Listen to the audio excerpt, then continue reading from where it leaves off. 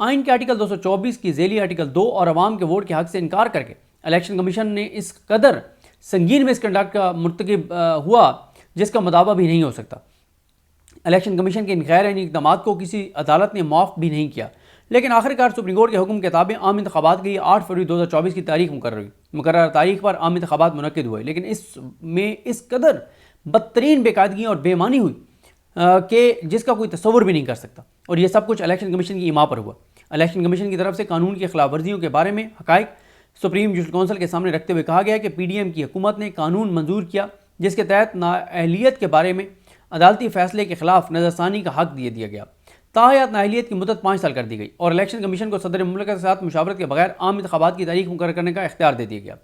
سابق وزیر اعظم نواز شریف، جنہوں نے کرپشن کے الزام میں 7 سال قید کی سزا ملنے کے بعد 19 نومبر 2019 کو ملک چھوڑ کر علاج کے لیے لندن گئے تھے اور پیش نہ ہوئے تو عدالت نے ان کو 2021 میں مفرور قرار دے دیا تھا اور 4 ہفتے میں واپسی کا کیونکہ انہوں نے 4 ہفتے میں واپسی کا اعلان کیا تھا، لیکن پاکستان واپس نہیں آئے تھے۔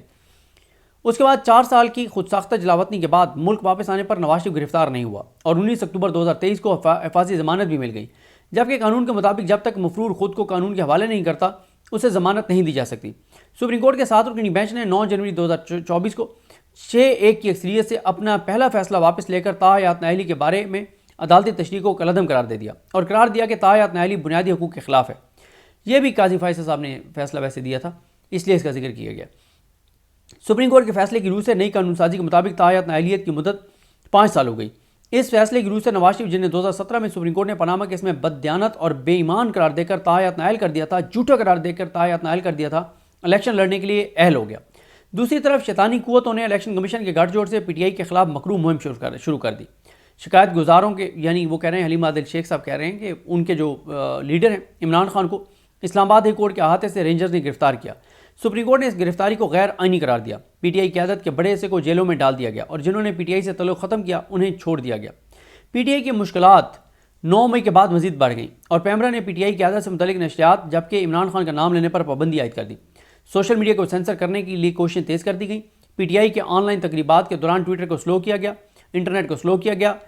شکایت گزار کے وکیل نے ان پابندیوں کو سندھ ہائی کورٹ میں 2 مرتبہ چیلنج کیا اور سندھ ہائی کورٹ نے 31 مئی اور 11 نومبر 2023 کو بلیک آؤٹ آرڈرز معطل کر دیے۔ عام انتخابات سے 1 ہفتہ قبل عمران خان کو 3 مختلف مقدمات میں سزائیں دلائی گئیں۔ ریاستی راز کو افشاں کرنے کے معاملے میں بھی 10 سال کی قید کی سزا ہوئی، حالانکہ حکومت سزائے موت چاہ رہی تھی۔ ایک دن بعد عمران خان اور ان کی اہلیہ بشرا بی بی کو توشہ خانہ کیس میں 14 سال قید کی سزا سنائی گئی، جبکہ عمران خان کو 10 سال کے لیے نااہل کر دیا گیا۔ نکاح کیس میں 2 دن بعد 7 سال کی قید کی سزا دے دی گئی۔ ریاست نے سر توڑ کوششوں کے بعد عمران خان کی سزائیں یقینی بنائیں تو پھر مزید کارروائی الیکشن کمیشن کے سپرد ہوئی اور الیکشن کمیشن نے مشن کے طور پر کام کیا۔ یہ بھی حقیقت ہے کہ عمران خان کے خلاف تمام کارروائی جلد بازی میں جیل کے بند دروازوں کے پیچھے ہوئی، چونکہ مقدمات جھوٹے تھے اس لیے توشہ خانہ کیس میں ضمانت ہوئی اور باقی 2 میں عمران خان بری ہو گئے، لیکن اس کے بعد شرمناک مقدمات بنائے گئے۔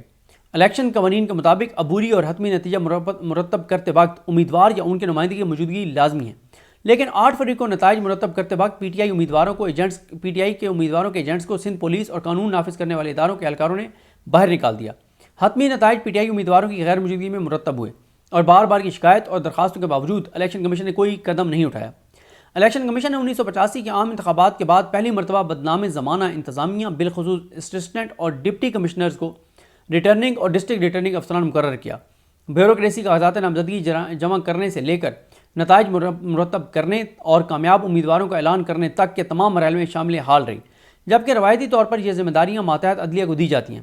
کمشنر راولپنڈی لیاقت علی چٹھا نے عام انتخابات کے دوران اپنے ایریے میں بے قاعدگیوں اور فراڈ کا اعتراف کرتے ہوئے اپنے منصب سے استعفیٰ دیا۔ اس ایریے میں جہاں پہ ذمہ داری تھی ان کی کمشنر راولپنڈی کی، قومی اسمبلی کی 13 نشستوں میں سے 11 مسلم لیگ نون نے جیتی۔ لیاقت چٹھا کے مطابق ہارنے والے امیدواروں کو 70 ہزار جعلی ووٹ ڈالے گئے۔ سابق کمشنر راولپنڈی نے چیف الیکشن کمشنر اسکندر سلطان راجہ اور چیف جسٹس قاضی فائز عیسیٰ کو اس دھاندلی کا ذمہ دار ٹھہرایا۔ اس اعتراف کے بعد لیاقت چٹھا نے خود کو پولیس کے حوالے کیا اور تفتیش کی غرض سے ان کے آفس کو سیل کیا گیا، جس سے مزید شکوک و شبہات پیدا ہو گئے۔ ٹویٹر کو پاکستان میں بند کر دیا گیا اور سندھ ہائی کورٹ کے احکامات کے باوجود ابھی تک ٹویٹر تک رسائی نہیں ہے۔ ان انکشافات کا تقاضا ہے کہ الیکشن کمیشن کے خلاف فوری طور پر فیصلہ کن کارروائی کی جائے۔ لیاقت علی چٹھا کی طرف سے عام انتخابات کے نتائج میں ہیر پھیر اور اس سارے معاملے میں اعلیٰ افسران کے گٹھ جوڑ سے پاکستان کے انتخابی نظام کی ساکھ دو پر لگی ہے، جسے نظر انداز نہیں کیا جا سکتا۔ یہ حقیقت ہے کہ ریٹرننگ افسران نے قانون کے تقاضے پورے کیے بغیر فارم 47 جاری کیے اور ان غیر قانونی عبوری نتائج کی بنیاد پر حتمی نتیجے جاری کیے گئے۔ الیکشن کمیشن کی پیشگی یقین دہانی کے باوجود الیکشن مینجمنٹ سسٹم ناکام ہوا اور انتخابی نتائج کے اجرا میں تاخیر سے ہر طرف افراتفری پھیل گئی، جس سے دھاندلی کے الزامات کو تقویت ملی۔ الیکشن کمیشن کی ناکامیوں نے پورے انتخابی عمل پر سوال اٹھا دیا۔ یہی وجہ ہے کہ کراچی میں ریکارڈ تعداد میں الیکشن ٹریبیونلز میں عذرداریاں دائر ہوئیں۔ الیکشن کمیشن نے 22 دسمبر 2023 کو انٹرا پارٹی الیکشن نہ کرانے کے الزام میں پی ٹی آئی سے بلے کا انتخابی نشان چھینا۔ اس فیصلے کے خلاف writ petition Peshawar high court کے سنگل جج نے منظور کر لی اور الیکشن کمیشن کا فیصلہ معطل کر دیا۔ الیکشن کمیشن کی نظرثانی درخواست پر 2 رکنی بینچ نے الیکشن کمیشن کا فیصلہ غیر قانونی قرار دے دیا۔ الیکشن کمیشن نے فیصلہ سپریم کورٹ میں چیلنج کیا اور سپریم کورٹ نے الیکشن کمیشن کا فیصلہ بحال کر دیا۔ بلے والے فیصلے کا ذکر ہو رہا ہے 13 جنوری۔ اس فیصلے کے نتیجے میں الیکشن کمیشن نے پی ٹی آئی کے امیدواروں کو آزاد ڈکلیئر کر دیا۔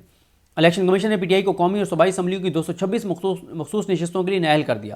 بلے کے نشان چھیننے کا مقصد یہ تھا کہ پولنگ کے دن پی ٹی آئی کے ووٹرز ووٹ ڈالنے کے لیے نہ نکلیں اور ballot papers per P T I کے امیدوار کو نہ پہچان سکیں۔ اس بارے سپریم کورٹ کے فیصلے پر شدید تنقید ہوئی۔ اس فیصلے کو غیر آئینی، بنیادی حقوق کے خلاف اور جمہوری اقدار کی ناکامی گردانا گیا، کیونکہ اس فیصلے پر انحصار کرتے ہوئے الیکشن کمیشن نے پی ٹی آئی کو آزاد امیدوار کھڑے کرنے اور پی ٹی آئی کی کامیاب امیدواروں کو سنی آزاد کونسل میں شامل ہونے پر مجبور کیا۔ تاہم مخصوص نشستوں کے معاملے میں سپریم کورٹ نے 12 جولائی کے فیصلے کے ذریعے پی ٹی آئی کو بچا لیا۔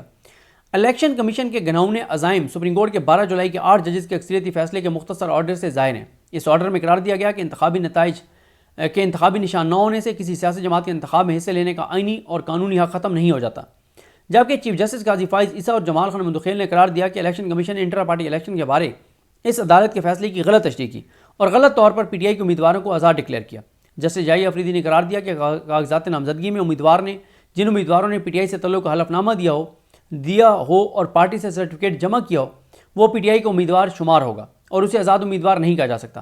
تفصیلی فیصلہ ابھی نہیں آیا، لیکن مختصر فیصلے سے واضح ہوتا ہے کہ الیکشن کمیشن نے بددیانتی کے ساتھ غیر آئینی طور پر اپنا اختیار استعمال کیا اور جان بوجھ کر سپریم کورٹ کے فیصلے کی غلط تشریح کر کے مس کنڈکٹ کا مرتکب ہوا۔ عوام اور بالخصوص رجسٹرڈ ووٹرز کو حق کے رائے دہی اور اپنے منتخب نمائندوں کے ذریعے حکومت چلانے کے بنیادی حق سے محروم کیا گیا۔ الیکشن کمیشن کے غیر آئینی اور غیر قانونی فیصلوں کی بدولت عوام پر ایک غیر منتخب حکومت حکمرانی کر رہی ہے جو آئین اور بنیادی حقوق کے خلاف ہے۔ الیکشن کمیشن نے آئین کے مطابق عمل کرنے کا حلف اٹھایا ہے، لیکن بغض، تعصب اور جانبداری کے ساتھ کام کرتے ہوئے الیکشن کمیشن نے اور ان کے چیف الیکشن کمشنر اور ممبران نے اپنے حلف کی خلاف ورزی کی اور یہ سنگین غداری کے مرتکب ٹھہرے۔ الیکشن کمیشن کے غلط اور غیر آئینی اقدامات پر الیکشن کمیشن کے خلاف قانونی کارروائی کرنے کی استدعا کی جاتی ہے، اور اگر انکوائری سے ثابت ہو جائے کہ الیکشن کمیشن مس کنڈکٹ کا مرتکب ہوا تو صدر مملکت سے چیف الیکشن کمشنر اور ممبران کو عہدوں سے ہٹانے کا جو ہے وہ حکم دیا جائے، ہدایت دی جائے۔ یہ وہ کمپلینٹ ہے، وہ ریفرنس ہے جو چیف الیکشن کمشنر اور الیکشن کمیشن ممبران کے خلاف دائر کیا گیا ہے۔ اب قاضی صاحب اس کو ٹیک اپ کرتے ہیں نہیں کرتے دیکھنا ہوگا۔ اور یہ بھی ہے کہ جو ایس جے سی ہے اس میں قاضی فائز عیسیٰ صاحب ہیں، ان کے ساتھ منصور علی شاہ صاحب ہیں، منیب اختر صاحب ہیں، عامر فاروق صاحب ہیں اور ہاشم خان کاکڑ صاحب ہیں۔ تو یہ جناب صورتحال ہے، لیکن مشکلات سکندر سلطان راجہ صاحب کے لیے بڑھتی چلی جائیں گی۔ تفصیلی فیصلہ آئے گا، اس میں بہت کچھ ہوگا، یہ ریفرنس آلریڈی پینڈنگ ہوگا۔ تو اور ابھی تو یہ بھی ہے کہ سپریم کورٹ کے فیصلے پہ عمل کرتے ہیں نہیں کرتے، چیزیں سکندر سلطان راجہ صاحب کے لیے ٹھیک نہیں ہیں، اور مجھے لگتا ہے کہ ان کے گلے پڑیں گی چیزیں۔ لیکن متی اللہ جان صاحب جو کہہ رہے ہیں کہ یہ بلیک میل کر رہے ہیں قاضی فائز صاحب کو، تو اگر یہ دباؤ بڑھا تو ان دونوں میں سے کوئی ایک مسافی ہو سکتا ہے، چاہے وہ قاضی فائز عیسیٰ صاحب ہوں یا سکندر سلطان راجہ صاحب ہوں۔ اور اگر ان کی ملاقات کی کوئی ایویڈنس، کوئی ثبوت، کوئی ویڈیو سامنے آ گئی تو یہ تو بہت ہی زیادہ ڈیمیجنگ ہوگا۔ مجھے اپنے دعا میں یاد رکھیں۔ اللہ کریم ہم سب کا حامی ناصر ہو۔ اللہ حافظ۔